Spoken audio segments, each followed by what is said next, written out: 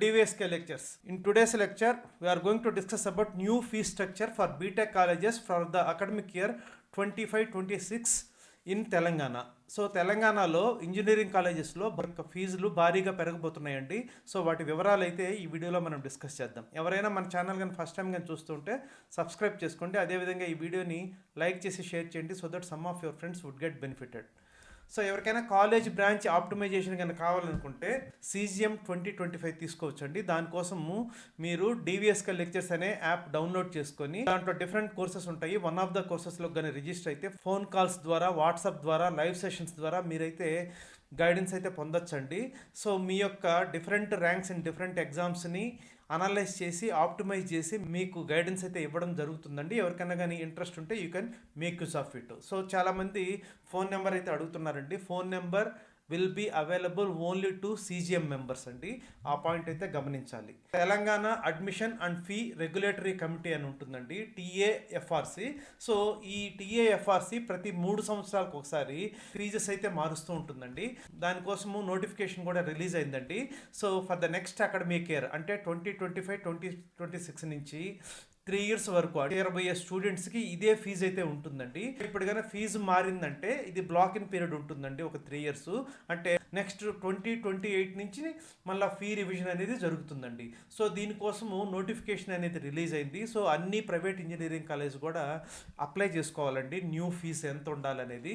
So it depends upon వాళ్ళ expenditure ఎంత ఉందనేది. అంటే లాబొరేటరీ ఫెసిలిటీస్, లేకపోతే ఎక్విప్మెంట్ పర్చేస్ కానివ్వండి, లేకపోతే శాలరీస్ టు టీచింగ్ స్టాఫ్ కానివ్వండి, salaries to non teaching staff కానివ్వండి, ఇవన్నీ కూడా కన్సిడర్ చేస్తూ డిఫరెంట్ ప్రోగ్రామ్స్ అవైలబుల్, లేకపోతే బిల్డింగ్ కన్స్ట్రక్షన్ కానివ్వండి, అన్నిటినీ కూడా కన్సిడర్ చేస్తూ అప్లై చేసుకోవాల్సి ఉంటుంది. కాలేజెస్ న్యూ ఫీ స్ట్రక్చర్ కోసము అప్లై చేసిన తర్వాత TAFRC ఇన్స్పెక్షన్ చేసి ఈ ఫీజు అనేటివి డిఫరెంట్ కాలేజెస్కి ఫైనలైజ్ చేయడం జరుగుతుందండి. సో ఇప్పుడు డిఫరెంట్ కాలేజెస్ ఏవైతే ఉన్నాయో, ఎస్పెషల్లీ టాప్ కాలేజెస్ గురించి ఈరోజైతే మనం మాట్లాడదామండి. సో ప్రపోజ్డ్ ఫీ ఎంత అనేది ఈ వీడియోలో చూద్దామండి. సో CBIT అయితే ప్రజెంట్ ఫీ 1,65,000 ఉందండి. సో 2025-26 అకాడమిక్ ఇయర్కి అంటే నెక్స్ట్ ఇయర్ నుంచి 2,94,000కి అప్లై చేసిందండి. సో అదేవిధంగా VNR VGIT తీసుకుంటే ప్రజెంట్ 1,35,000 ఉందండి. సో ఇది మోర్ దెన్ డబల్ అండి, అంటే 2,84,000కి అప్లై చేసిందండి. అదేవిధంగా MGIT CBIT వాళ్ళదే ఇంకో college Mahatma Gandhi institute of technology present 1,60,000 ఉందండి. ఇది వచ్చేకి 2,45,000కి అప్లై చేసిందండి. వాసవి కాలేజ్ ఆఫ్ ఇంజనీరింగ్ 1,40,000 ఉంది ప్రజెంట్. సో ఇది వచ్చేకి 2,60,000కి అయితే అప్లై చేసిందండి. సో ఈ అప్లై చేసినవి ఫైనలైజ్ అవ్వవు. సో ఆఫ్టర్ ఇన్స్పెక్షన్స్ ఈ ఫీజు ఒక 10% అటో ఇటోలు అయితే ఫిక్స్ అవుతూ ఉంటాయండి జనరల్గా.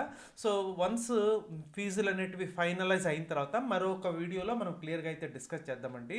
సో అదేవిధంగా CBR కాలేజ్ ఆఫ్ ఇంజనీరింగ్ అయితే ప్రజెంట్ 1,50,000 ఉందండి. ఇది 1,98,000కి అప్లై చేసిందండి. అదేవిధంగా Vardhaman college of engineering Shamshabad దగ్గర ఉంటుంది.